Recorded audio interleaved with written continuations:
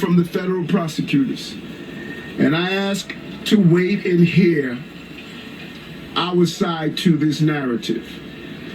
From here, my attorneys will take care of the case so I can take care of the city. My day-to-day will not change. I will continue to do the job for 8.3 million New Yorkers that I was elected to do. And the 300,000 plus employees of our city government will continue to do their jobs, because this is what we do as New Yorkers. It's an insult to the hard-working people of the city that anyone would say that they won't do their jobs while this case proceeds in the background. They are dedicated public servants, and I have been one of them for many years, and they're going to continue to do their job, moving the city forward every day. It's an unfortunate day, and it's a painful day. But inside of all of that, it's a day where we will finally reveal why for 10 months I have gone through this. And I look forward to defending myself and defending the people of this city, as I've done throughout my entire professional career. That's right.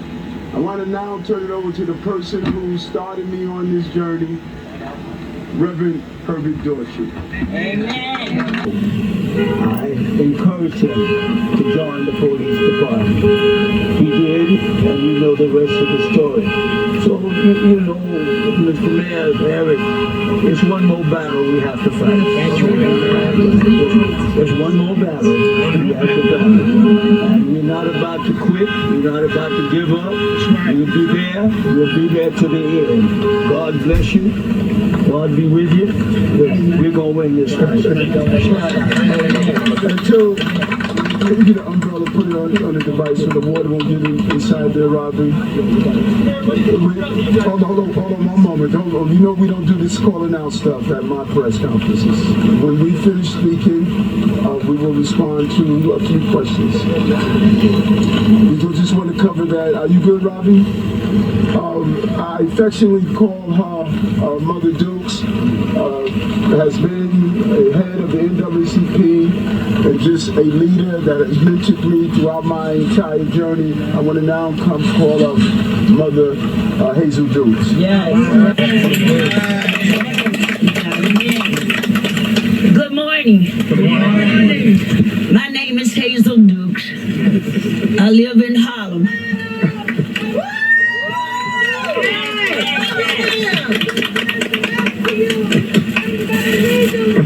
I'm 90.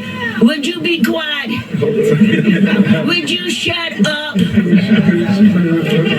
I'm 92 years of age. Yes. I've known this young man for over 40 years. I come with a heavy heart today, but my head is not unbowed. He's going to have his day in court, and we're going to stand by him. We came this morning to pray for him, because prayer changed things. I am asking all New Yorkers to hear his side, to let him have a day in court. Let him have his day in court, and then we can make our decisions. But we are not here today to criticize the federal government where you might be, but shush. That's all you do. That's all you brought here to criticize. Yeah. We are going to be here.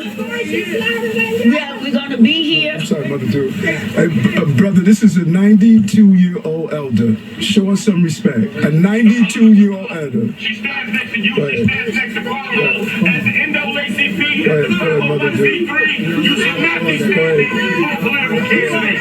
Stop that. You're always in favor. You are always in favor of the Don't respond. We are calling on all New Yorkers to listen carefully respectfully, not to the loudmouths, but listen to facts and figures. His lawyers will go and do our work for us, and we will stand with this mayor. Right. Thank you.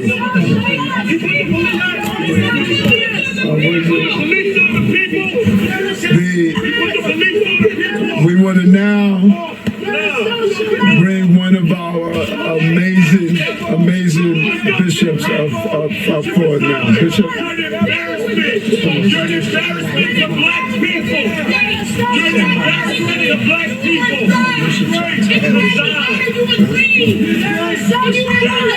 We are admonished to be angry and sin not. We can have our anger and we move forward. We move forward. We move forward. We move forward. We move forward. None of us.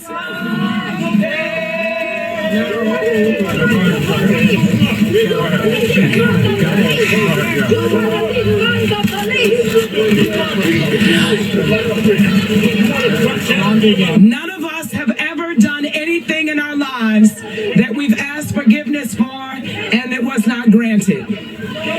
We live in a society where if we do something, there is a due process for all of us. There's a process that starts, it has a middle, and it has an end. And none of us has the right to preempt that process. If I have an accident, I have to report it to my insurance, and they fight it out, and then a verdict is announced. We cannot prejudge any situation in fear that we might prejudge it inappropriately. And the same justice that we want for ourselves, we want for our mayor. If I confess, I know there is a God that says he's faithful and just to forgive me of my sin and to cleanse me from everything that is unrighteous. Until the verdict is announced, we stand. We are not people who have a yellow strip down our back, and neither are we intimidated by loud voices. Whatever the truth is, the truth will prevail.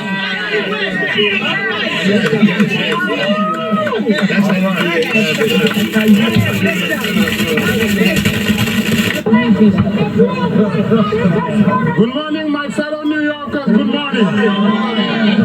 My fellow New Yorkers, I wanted to let you know, Mayor Eric Adams, whom you know for 62 years, who served you in the 80s and 90s when New York was facing the worst time in its history, is the same mayor that's standing right here, is the same mayor that will stand tomorrow, and is the same mayor that will be re-elected.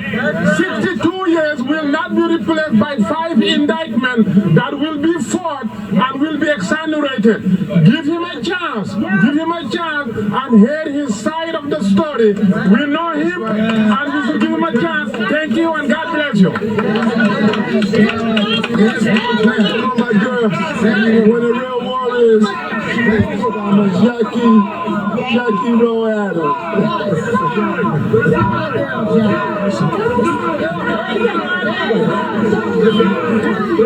Good morning, everybody! I stand here today with my leaders and one of the best mayors ever. Eric Adams is the best mayor ever. He has got things done when people running their mouth and doing nothing. Do something, and then you can say something. Do something.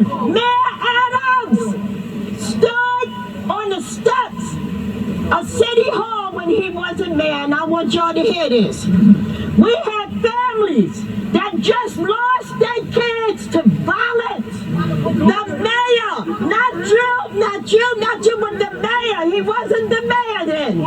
He stood with us on the steps and saved lives and called the question 2006. At that time, I'm a mother who lost 2 kids to gun violence, And at that time, we should have had stop and frisk. Maybe my kids wouldn't be dead today.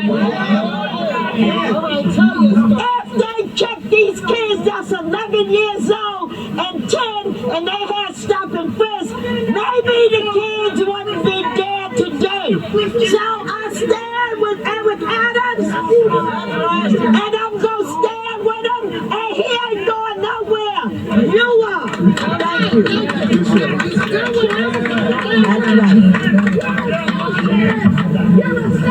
Good afternoon, everybody. I'm just here to say that Mayor Adams has stood with us, and we're here now as the United Clergy Coalition to say we will stand with him. First of all, everybody deserves due process. Just because an indictment come against you does not mean that you are guilty. Let the process go out like every American citizen has the right to do.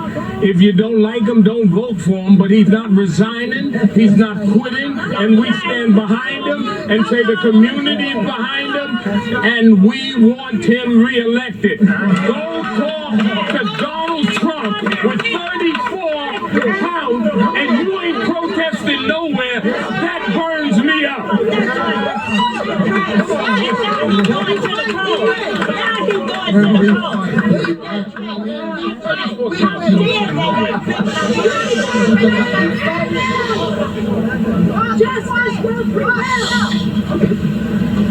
How are you? Good to see you. Yeah. The very first one you actually read it, it's 7 pages, right? It's the first one you actually saw the allegations against you. And in reference to your statement last night with regard to speaking out about the mining crisis, exactly who in the federal government, the White House, to say is targeting you for speaking out? We're talking about the Biden administration, or we're talking about Homeland Security? Who are we talking about specifically with regard to that? And the first time you actually read it, you got to do that. I think that your second question, I think you need to ask the federal prosecutors who gave the directive and the orders. I don't know, but we should ask them who gave the directive and orders that we're going to take on and create this group of lies. They have the answer to that question. When it comes down to read it, I peruse through it to get the top lines. The attorneys are going to dig into the crevices of it, but it is clear. Everyone that knows me knows I follow campaign rules and I follow the law. That is how I lived my life, and I don't see coming into the 60s and my age to all of a sudden change what I've done all the time. I follow the law and I follow the campaign rules. Thank you!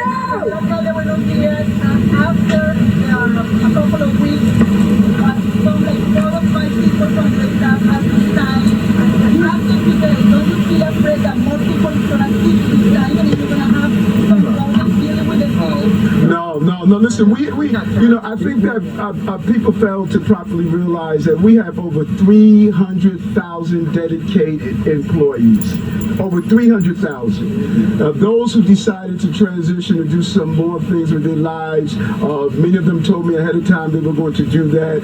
But we have an amazing, credible team of dedicated New Yorkers, and they're going to continue to do that. I think that's what's going to surprise everyone. 10 months ago, when my phones were removed, like today it was about my phones. Same thing that happened 10 months ago. Today was about my phones. Let's get clear on that. When they removed my phones 10 months ago, people said that all of a sudden the city was going to collapse. It was not going to move forward. Look what has happened over 10 months. Over 10 months, more jobs in the city history, more small businesses open, decreasing crime. You're seeing over and over again success over and over again. So we're going to continue to prosper. We're going to continue to move forward, and we're looking forward to that in the city. Yes. How are you doing? Yes.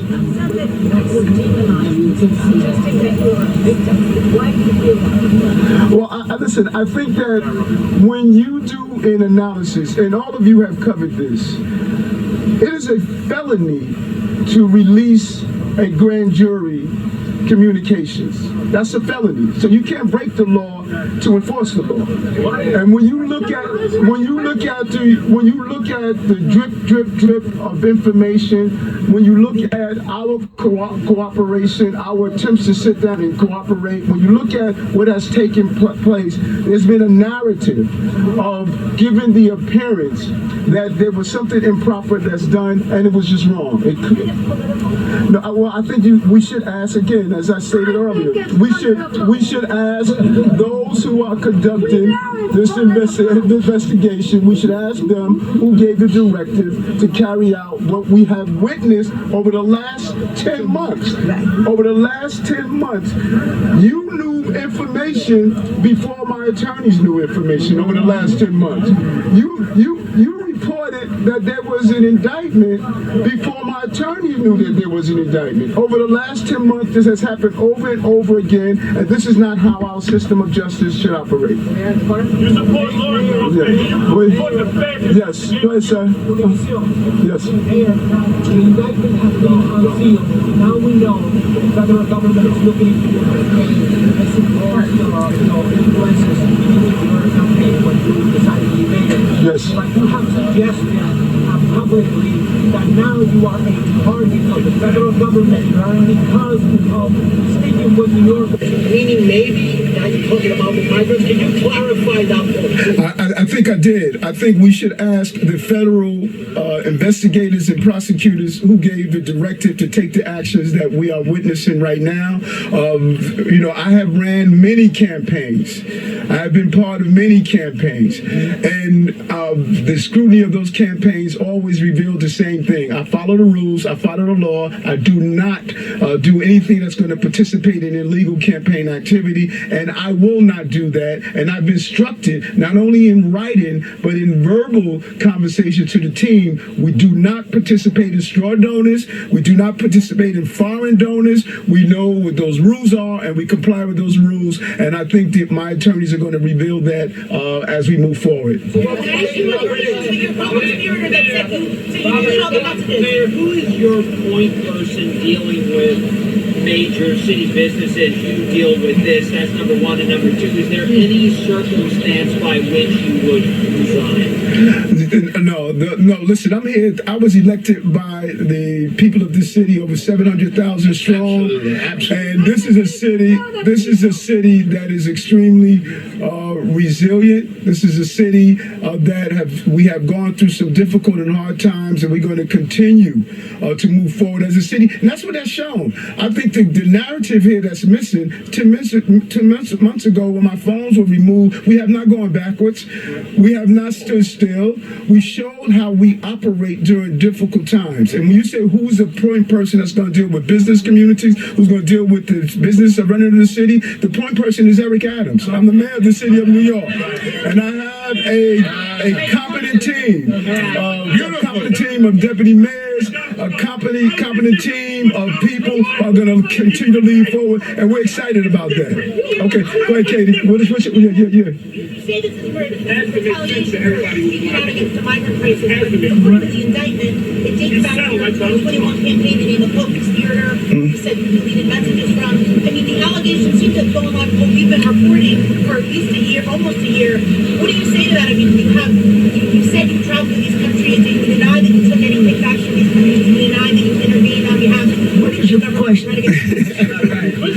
Yeah, that's an elaborate question. All the allegations in the 54-page indictment. Have you guys Listen, my legal team, thank you. My legal team is going to peruse the entire indictment. We got it today when it was released. The news media received information before we did, as they have been receiving for the last 10 months. It appears as though the goal is to try this case publicly and not in the criminal justice system that's in place. And so based on what I read, it's clear that if his campaign campaign violations, I know I don't violate the campaigns. Right. If it's foreign donors, I know I don't take money from foreign donors. And I verbalize that to the team, both in writing and both in communication. And we will continue to do that. And we look forward for the legal team to handle this as I handle the city of New York and continue the success that we've witnessed in the last 2 years and 9 months as the mayor of the city of New York. Thank you very much.